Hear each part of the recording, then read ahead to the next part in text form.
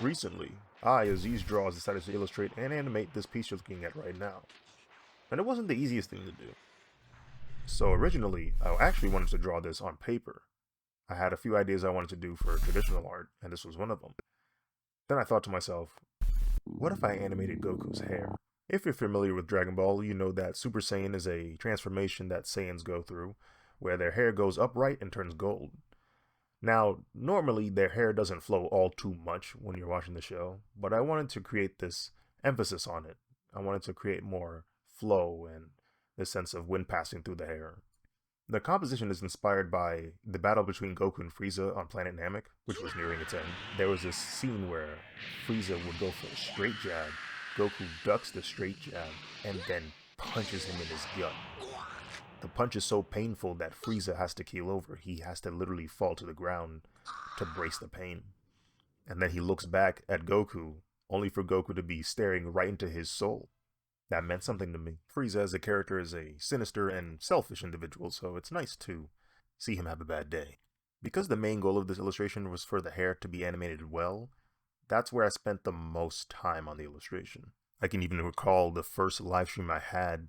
I didn't realize how much time I had spent on just doing the sketch for the hair until I realized basically 10 hours had passed on OBS. To make the hair easier to animate, I would have these points that guided the movement of the hair. So I would draw these guidelines to kind of tell me, okay, I want the hair to move in this motion path. And then I would have the rest of the hair follow that movement with the wave principle. And I just did that for each lock of the hair. I didn't want the locks to move simultaneously because doing so wouldn't make the hair as dynamic.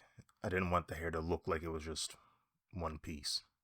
One thing I had to remember when I was animating the hair, and the rest of the piece really, you can't just sketch away something and then try to fix it later. You would need to see what the sketch looks like next to the other sketches.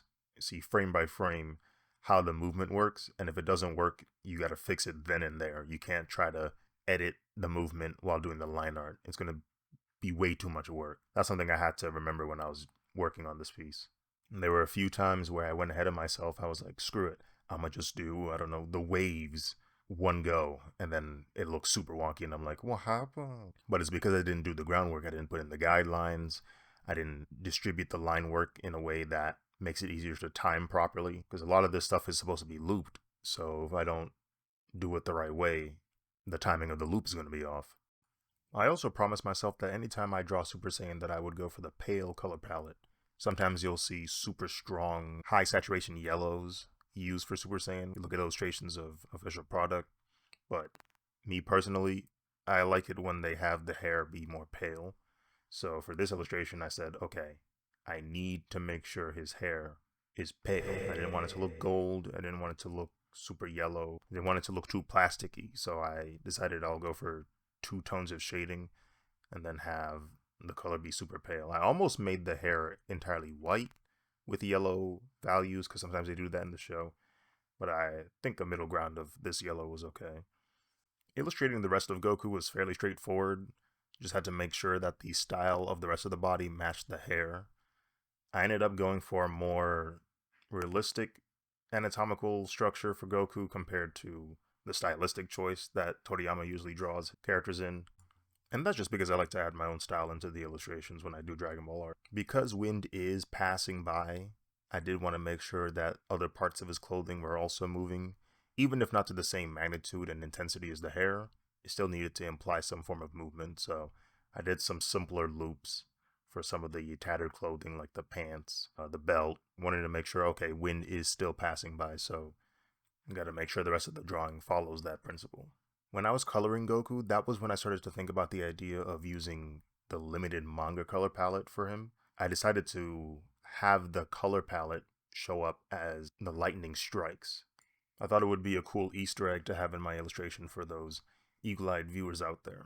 Illustrating Frieza was even more straightforward. I did not intend on animating him at all. There were a few things I added, such as the reflections on the shinier parts of his body, but beyond that, nothing really moves on Frieza. I forgot to erase the last finger because I was still adjusting the hand, and now people think that this drawing is going to be AI because everyone uses the 6 fingers or more fingers to determine if a drawing is AI or not. Because Planet Namek is on the verge of destruction, I thought it would be cool to have the background animated as well. So, lightning bolts, strong waves, the works. And I think that actually helped make the piece a lot more dynamic. If it was just Goku animated, maybe the image would look too still, but it was cool to have the background also move. As I mentioned earlier, it's important to make sure that the sketch allows you to see the movement of the animation before finalizing it, because obviously the waves didn't look right timing wise, so I had to redo the waves.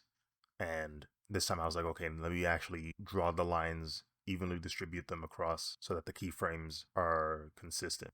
After adding a few more details just to finalize a piece, such as these streaks of wind passing through, I exported all of the layers and I put everything into a DaVinci Resolve composition.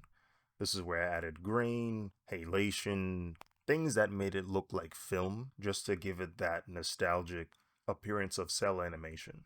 After several hours of making sure that DaVinci Resolve does not crash, this is what the final piece looks like. I enjoyed making it.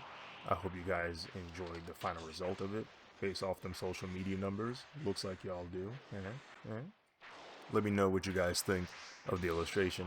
Also, let me know if there's any videos or drawings you want to see me make on here. I tend to go live. And be sure to check out my website, azizdraws.com. You can get some prints over there.